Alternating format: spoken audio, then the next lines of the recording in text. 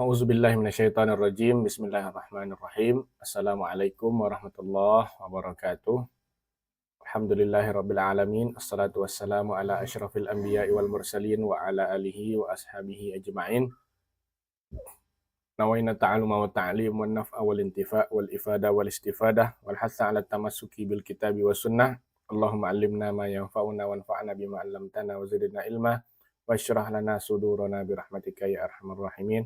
Allahumma aftah lana futuhal arifin. Selamat pagi, siang, sore, dan malam kawan-kawan semua asatidz yang menonton video kami ini. Kembali lagi kita dalam pertemuan kita mengaji bersama-sama kitab Ulumul Quran karya Syekh Nuruddin Itir rahimahullah ta'ala. Baiklah, di pertemuan kali ini kita sudah masuk ke bahagian Al-Faslus Tsani, yaitu tentang Al-Quran wal Wahyu wa Tanazzulatuhu. Perkara Al-Quran, Wahyu, dan tentang turunnya Al-Quran ini. Baiklah, teman-teman semua, di pertemuan ini kita akan membahas tentang definisi Al-Quran dan beberapa muhtarazat ta'rifnya. Bismillahirrahmanirrahim. Al-Qur'anu hadzal ismu Qur'anun fil lughati 'ala asahhil ara'i masdarun 'ala wazni ghufran. Nama Quran ini dalam bahasanya, secara bahasa, menurut pendapat yang paling sahih, adalah sebuah masdar dengan timbangan ghufran atau fu'lanu atau ghufranun atau fu'lanun bimakna al-qira'atu. Tadi kami salah membaca ghufranun, harusnya tidak ada penghalang tanwinnya. Bimakna al-qira'ah, yang arti dari Quran itu adalah bacaan. Wa minhu qauluhu ta'ala, di antara kata yang dimuat dalam Al-Quran itu sendiri dengan memakaikan kata Quran, yaitu dalam salah satu firman Allah, inna alaina jam'ahu wa qur'anah fa idza qara'nahu fattabi' qur'anah. Ini adalah contoh pemakaian kata Quran dengan bermakna qiraah. Sesungguhnya bagi kamilah, atau kamilah yang akan mengumpulkannya dan akan membacakannya kepadamu. Yang mana ini adalah berkaitan tentang kekhawatiran Nabi Muhammad terkait Quran yang diturunkan kepada beliau. Jadi Allah menjamin pengumpulan dalam hati beliau, artinya hafal dalam hati Rasulullah. Kemudian Allah lah yang akan membacakan Al-Quran itu melalui perantara malaikat Jibril. Fa idza qara'nahu fattabi' qur'ana. Apabila kami membacakannya untukmu, maka ikutilah bacaan tersebut. Wa amma ta'riful Qur'ani istilahan. Setelah kita singgung sedikit tadi permasalahan Al-Quran secara bahasa, masuklah pengarang kepada makna Al-Quran secara istilah. Faqad ta'addadat ta'ariful ulama'i lil Qur'an. Telah sungguh sangat beraneka macam, banyak takrif-takrif ulama tentang Al-Quran ini. Bisababi ta'addudiz zawaya allati yanzurul ulama'u minha ilal Qur'an. Kenapa takrif ini bisa beraneka macam? Hal ini disebabkan oleh dengan beraneka macamnya, berta'addudnya zawaya, sudut pandang atau sisi atau segi yang dilihat oleh para ulama daripada Al-Quran tadi. Wa in kana ta'biru bi annahu al-kalamul mu'jizu kafiyan. Sekalipun pengungkapan takbir Al-Quran atau definisi Al-Quran itu disebut dengan al-kalamul mu'jiz, dua kata itu saja, kafiyan, sudah cukup. Artinya, jika kita mau mendefinisikan apa itu Al-Quran, yaitu al-kalamul mu'jiz, menurut beliau, ini sudah cukup mendefinisikan Al-Quran. Wa nahnu nakhtaru huna at-ta'rif al-munasiba li ghardi dirasatina. Akan tetapi, di sini kita memilih ta'rif, definisi yang munasib, yang cocok untuk tujuan pembelajaran kita ini. A'ni at-tamhida bima'arifa amatin wa hammatin mujazatin anil Qur'anil Karim. Maksud saya adalah mengenalkan, memulai dengan takrif yang umum, yang paling penting dan yang paling ringkas. Yang ringkas, umum, serta yang paling poin pentingnya tentang Al-Quran Al-Karim ini. Fanaqulu, lalu kami katakanlah definisi Al-Quran itu adalah menurut beliau, Al-Qur'anu huwa kalamullahil munazzalu ala nabi Muhammadin sallallahu alaihi wasallam al-maktubu fil masahifi al-manqulu bit-tawaturi al-muta'abbadu bitilawatihi al-mu'jizu walau bisuratin minhu. Al-Quran adalah kalam Allah yang diturunkan kepada Nabi Muhammad sallallahu alaihi wasallam, yang ditulis di dalam mushaf-mushaf, yang dinukilkan atau diriwayatkan secara mutawatir, yang beribadah kita dengan membacanya, dan kemudian ada sisi mukjizatnya, walau dengan satu surat saja. Dan dia adalah kalam yang mukjiz. Wa qad ishtamala hadha at-ta'rifa 'ala as-sifati at-taliyati lil-Qur'an. Dari definisi tadi, teman-teman semua, tercakuplah sifat-sifat Al-Quran itu sendiri. Wa tu'tabaru fi istilahi ahli at-ta'arifi quyudan, dan dipandanglah dalam istilahnya orang ahli ta'rif, ahli definisi, quyudan tashmalul mu'arrafa wa tumayyizuhu amma adahu. Yang mana sifat tadi sebagai kait, sebagai pengikat yang akan mencakup sesuatu yang ditakrifkan itu dan membedakan tumayyizuhu amma adahu, dan membedakannya dari apa yang selain daripada yang ditakrifkan. Artinya teman-teman semua, bahwa sifat-sifat yang disebutkan soal Al-Quran tadi adalah seolah-olah berperan sebagai kait. Bukan seolah-olah. Memang perannya adalah sebagai kait untuk mengikat definisi Al-Quran itu tidak kemana-mana. Tidak akan masuk selain Al-Quran itu ke dalam definisi ini. Wa qad wahia, apa saja sifat-sifat itu? Kalamullahil munazzalu ala nabi sallallahu alaihi wasallam. Yaitu sifat yang pertama adalah bahwa Al-Quran adalah kalam Allah yang diturunkan kepada Nabi Muhammad. Wa tatadammanu hadhil jumlata umuran nadhkuru minha. Jumlah ini mengandung akan beberapa perkara yang akan kita sebutkan, yaitu pertama, ib'adu kulli kalamin li ghairillahi ta'ala. Menjauhkan semua kalam yang bukan milik Allah Ta'ala, atau kalam selain kalam Allah. Mahma kana uziman, meskipun kalam itu adalah kalam yang agung, yang besar. An ayyusamma Qur'anan, supaya kita jauhkan semua kalam selain Allah disebut sebagai Al-Quran. Semua kalam yang tidak dari Allah tidak bisa kita sebut sebagai Al-Quran. Wa sawa'un fi dzalika hadisun Nabi sallallahu alaihi wasallam. Sama saja jatuhnya, artinya boleh jadi yang kita sebut sebagai tidak kalamullah itu, atau yang kita sebut tidak sebagai Al-Quran itu adalah hadis Nabi. Karena hadis Nabi bukan dikatakan sebagai kalamullah. Tapi memang maknanya dari Allah. Kemudian lafaznya dari Rasulullah. Itulah hakikatnya hadis Nabawi. Au ghairihi, atau yang lain-lainnya, kalam orang lain. Minal insi wal jinni wal malaika, maka manusia, jin ataupun malaikat. Fa kullu dzalika la yusamma Qur'anan. Semua itu tidak disebut dengan Al-Quran. Kalam manusia, kalam nabi, kalam jin, kalam malaikat bukanlah kalamullah, bukanlah disebut Al-Quran. Itu kait yang pertama tadi. Kemudian al-munazzal ala Muhammad, atau al-munazzal ala sayyidina Muhammadin sallallahu alaihi wasallam. Ini ihtirazun amma unzila alal anbiya'is sabiqin. Ini adalah batasan atau sebuah sifat yang akan membatasi dari apa saja yang turun kepada Nabi sebelum Nabi Muhammad.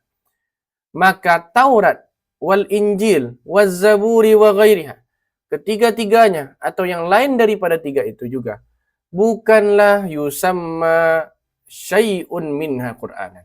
tidak dinamakanlah satu pun di antara hal itu tidak disebut dengan Al-Quran.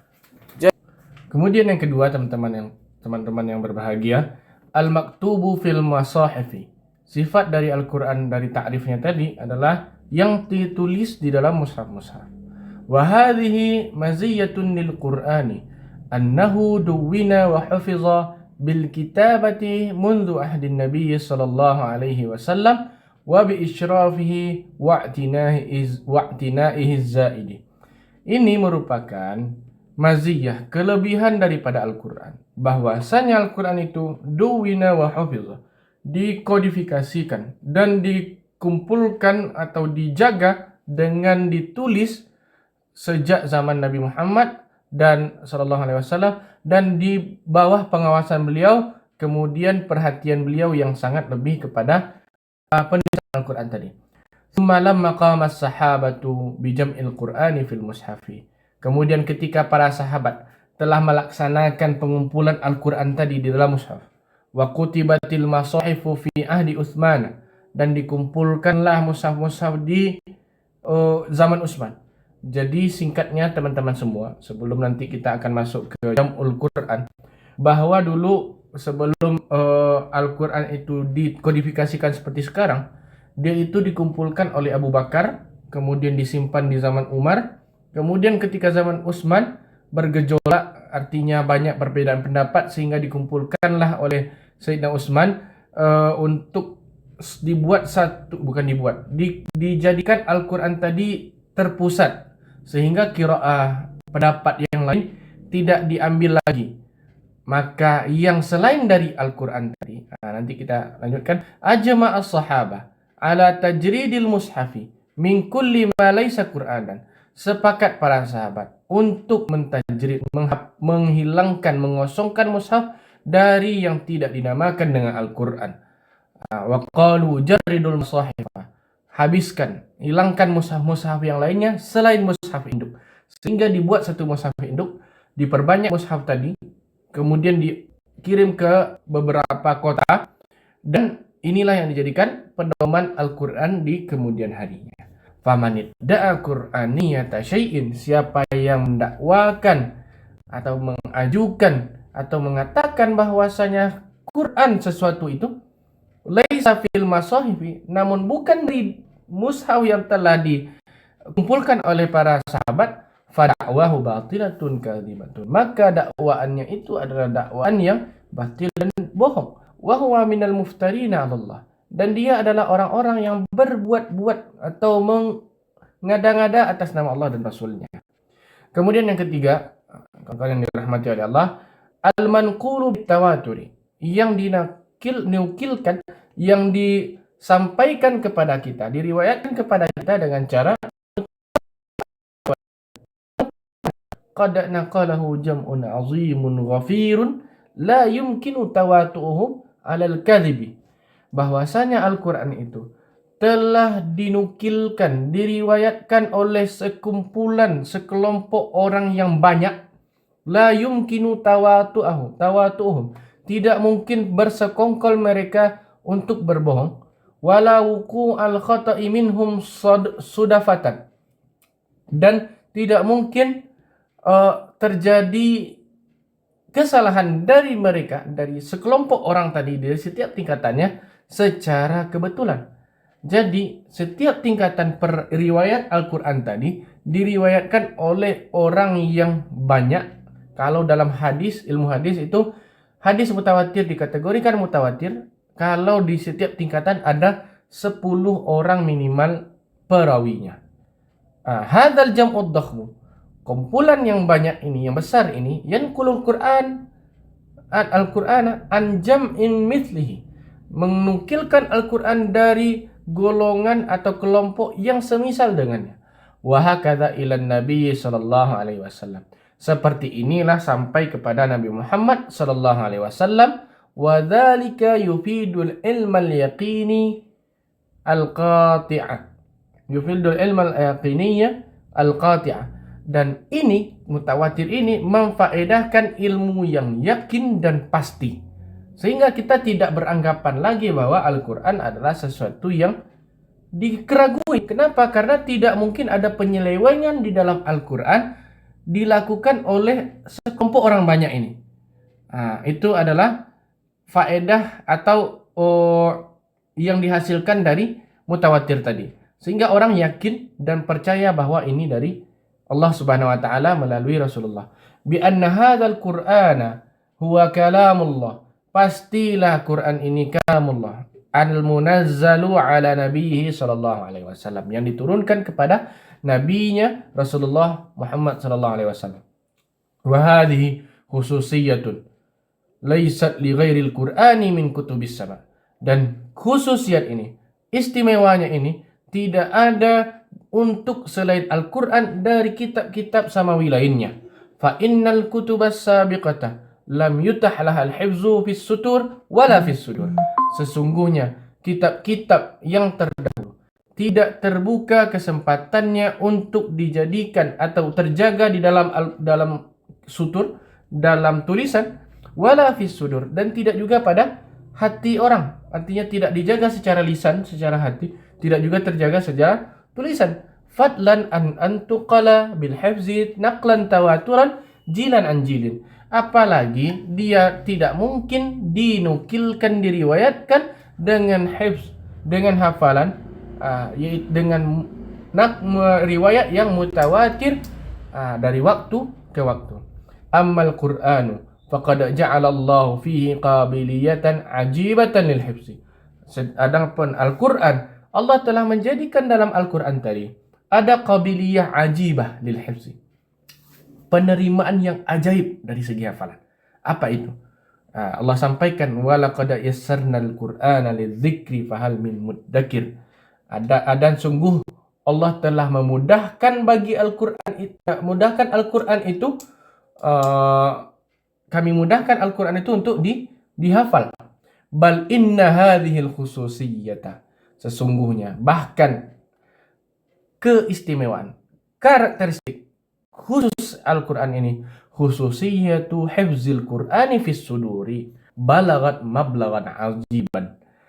Kekhususan hafalan Quran tadi, penjagaan Al-Quran tadi di dalam hati orang-orang mukmin sampai pada derajat yang ajaib. Bagaimana bentuknya? Fahadhihi umamul ajam. Umat ini mayoritas adalah umat yang ajam, non-Arab. Tahfazul Qur'ana an zahri qalbin hifzan matinan.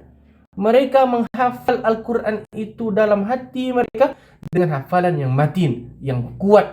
La yatatarraqu ilaihi khalal.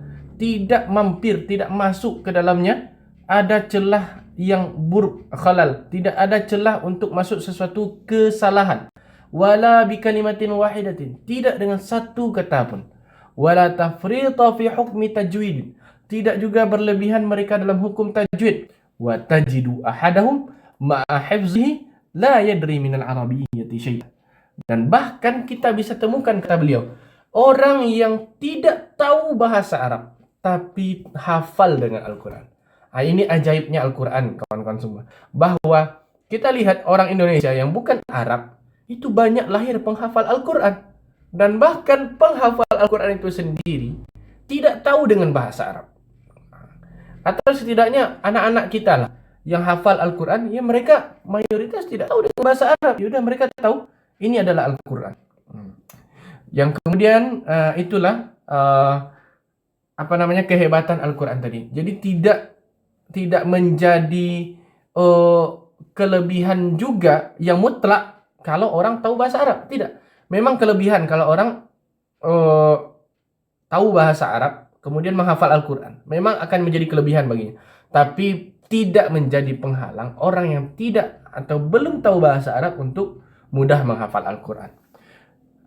Kemudian yang keempat, al-muta'abbadu bitilawatihi, yaitu kait atau sifat yang keempat dari definisi Al-Quran tadi adalah beribadah kalau membacanya. Ini keunikannya yang selanjutnya. Anna mujarrada tilawatil Quran ibadatun yusabu 'alaiha al-mu'minu. Bahwasanya sekedar membaca Al-Quran adalah ibadah yang akan diberi pahala orang mukmin kalau melakukannya. Jadi siapapun kita kalau ingin mendapatkan pahala secara cuma-cuma, baca Al-Quran. Kita lihat kalimat selanjutnya. Walau lam yakun istahdara niyyata tahsili thawabi bittilawati. Meskipun orang yang baca Al-Quran tadi tidak menghadirkan niat untuk menghasilkan pahala dari membaca tadi, tetapi dengan sekedar baca Al-Quran tanpa ada niat untuk mendapatkan pahala, sudah dihitung sebagai pahala. Belum lagi dalam sebuah hadis Rasulullah katakan bahwa pahala kebaikan Al-Quran itu satu huruf setara 10 kebaikan. Maka satu alif, satu lam, satu mim, kata beliau, itu berarti satu alif itu adalah 10 kebaikan. Dua lam, yaitu alif lam mim, itu 30, setara dengan 30 kebaikan. Kama anna salata la tasihhu illa bitilawati syai'in minhu. Sebagaimana salat tidak sah kecuali dengan membaca bahagian dari Al-Quran tadi, yaitu surat Al-Fatihah. Wa qad waradat nususun katsiratun ghaziratun fil haddi ala tilawatil Quran. Dan sungguh telah datanglah nas yang banyak, yang berlimpah dalam menyarankan untuk membaca Al-Quran, wa bayani fadliha, dan menjelaskan keutamaannya, wa azamati thawabiha, dan keagungan pahalanya. Wa allafal ulama'u fi dzalika kutuban katsiratan nafi'atan. Para ulama telah mengarang, mentaklif kitab-kitab yang banyak tentang anjuran untuk membaca Al-Quran. Salah satunya adalah Tilawatul Quranil Majid li Fadilatil Ustaz Al-Allamah Syekh Abdullah Sirajuddin. Kemudian wa hadzal qaidu yakhruju min i'tibaril Qur'ani, dan kait ini artinya al-muta'abbad bi tilawatihi ini keluarlah nanti dari definisi Al-Quran min i'tibaril Qur'ani al-qira'at asyadzati.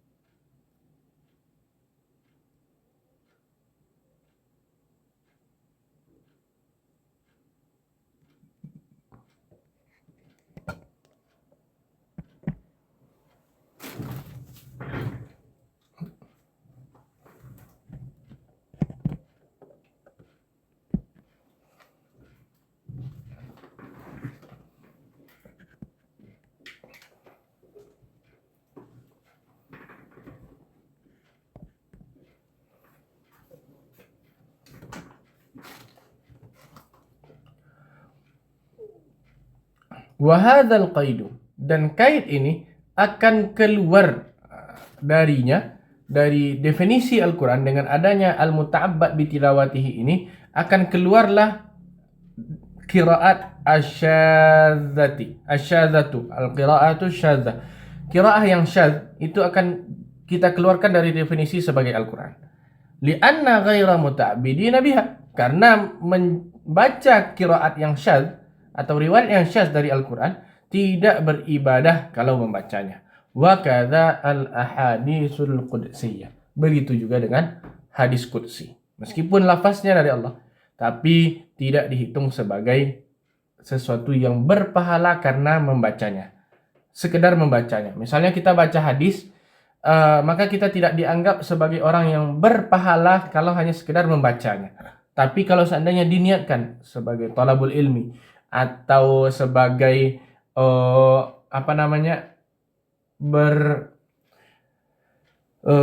beristifadah dari hadis tadi, kemudian dengan niat untuk mengingatkan kita kepada Rasulullah, maka itu adalah pahala yang terpisah dari membacanya tadi. Artinya tergantung lagi niat kita, apa tujuan membaca hadis ataupun ilmu-ilmu yang lainnya. Kemudian yang terakhir adalah al-mu'jizu walau bi suratin minhu, yang memberikan mukjizat, yang mukjiz. Kalau definisi secara bahasa adalah yang melemahkan. Ada, kalau kita sederhanakan, adalah yang mengandung mukjizat walau bi suratin minhu, meskipun dengan satu surat dari Al-Quran itu. Al-i'jazu a'zamu khasa'isil Quran. I'jaz ini adalah merupakan yang khususiat, karakteristik Al-Quran yang paling besar. Hatta law urrifa al-Qur'anu bihadhihi sifat. Bahkan, kata beliau, kalau ditakrifkan Al-Quran dengan sifat ini, yaitu dengan al-kalamul mu'jiz, lakafa dzalika litamyizihi wat ta'rifu bihi. Sudah cukuplah dengan kalimat al-kalamul mu'jiz itu Al-Quran didefinisikan dan membedakannya dengan yang lain. Sebab Taurat tidak dihitung lagi sebagai kalamul mu'jiz atau tidak dianggap lagi sebagai kalamun mu'jiz. Maka Al-Quran hanyalah satu-satunya kalamullah yang mu'jiz saat ini. Wal Qur'anu mu'jizun bijumlati. Al-Quran itu adalah mukjizat secara jumlahnya, secara satu kesatuan Al-Quran itu, kama annahu mu'jizun bi ayyi suratin minhu. Sebagaimana Al-Quran juga menjadi mukjizat walau dengan satu suratnya saja. Jadi satu Al-Quran itu mukjizat dan satu surat Al-Quran itu juga menjadi mukjizat sendiri. Walau kanat hiya aqsaru suratin min suwarihi. Meskipun dia itu adalah satu surat paling pendek dari surat-surat Al-Quran. Karena kawan-kawan semua, kita pernah mendengar mungkin bahwa ada sekelompok orang kafir yang berusaha mendatangkan yang sama dengan Al-Quran. Contohnya Musailamah Al-Kadzdzab.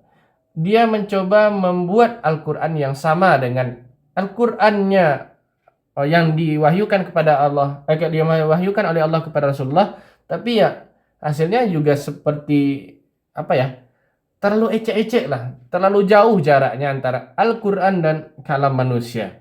Sehingga orang-orang Arab yang saat itu bahasanya yang sense of language-nya bahasa Indonesia, rasa berbahasa, sastra, nilainya itu sudah di level yang paling tinggi saat itu. Tidak mampu mendatangkan yang sama sastranya dengan Al-Quran, tidak bisa menandingi itu. Disitulah letak mukjizatnya Al-Quran tadi.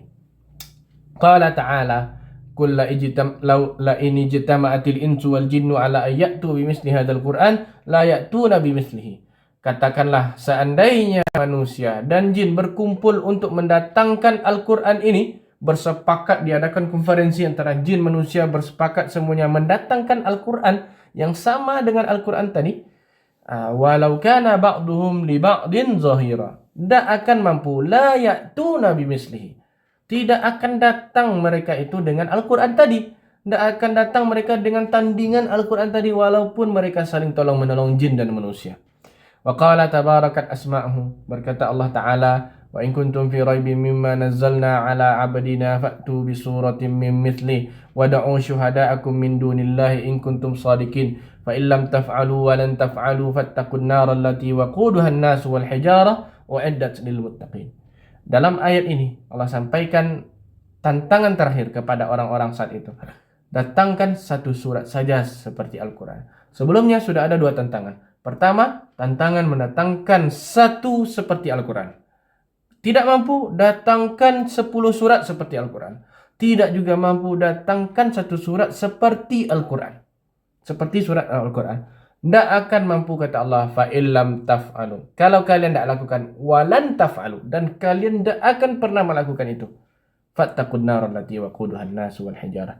Maka sudah, bertakwa sajalah kepada Allah, takutlah kepada neraka Allah. Wa hadzal i'jazu burhanun qati'un ala anna al-Qur'ana kalamullah ta'ala.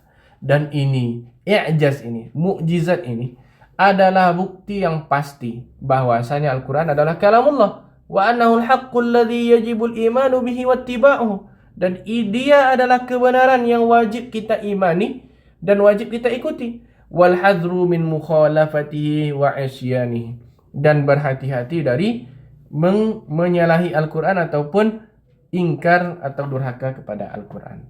Kawan-kawan semua, ini adalah bukti bahwasanya Al-Quran itu memang kalamullah. Kalau ada yang mencoba mengatakan ini kalam Nabi Muhammad, ini kalam Jibril atau kalam orang lain atau para sahabat, kalau memang seperti itu, orang-orang pada zamannya atau orang-orang setidaknya zaman sekarang mungkin sudah bisa mendatangkan Al-Quran yang sama, mendatangkan kitab yang sama serupa dengan Al-Quran dari segi balaghahnya, sastranya dan yang lain-lainnya. Tapi sekali lagi, Al-Quran adalah kalam Allah. Janganlah kita berusaha lagi mencari celah untuk mengatakan Al-Quran ini tidak kalam Allah. Cuma ya sebahagian orang masih berusaha untuk mengedepankan pendapat yang terkesan edgy ini, terkesan ingin tujuannya menyesatkan sebahagian orang, atau memang hanya sekedar ingin mengeluarkan pendapat yang menyalahi ijma' para ulama. Nauzubillah min zalik. Terima kasih teman-teman semua. Naktafi bihadzal qadar. Tadi ada sedikit gangguan karena ternyata kameranya mati, kehabisan baterai, dan juga mic-nya mati. Jadi kita pakai mic yang ada di HP saja lagi. Mudah-mudahan tidak mengurangi esensi, tidak mengurangi kualitas tadi kajian kita pada kali ini. Mudah-mudahan bermanfaat.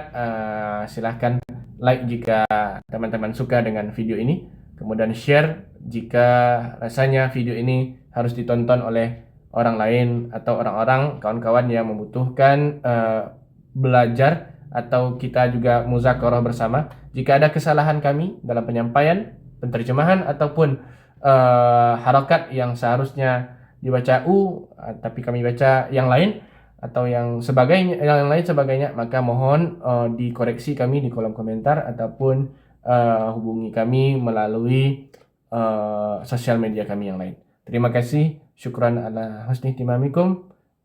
Subhanakallahumma wa bihamdika asyhadu an la ilaha illa anta astaghfiruka wa atubu ilaik. Assalamualaikum warahmatullahi wabarakatuh.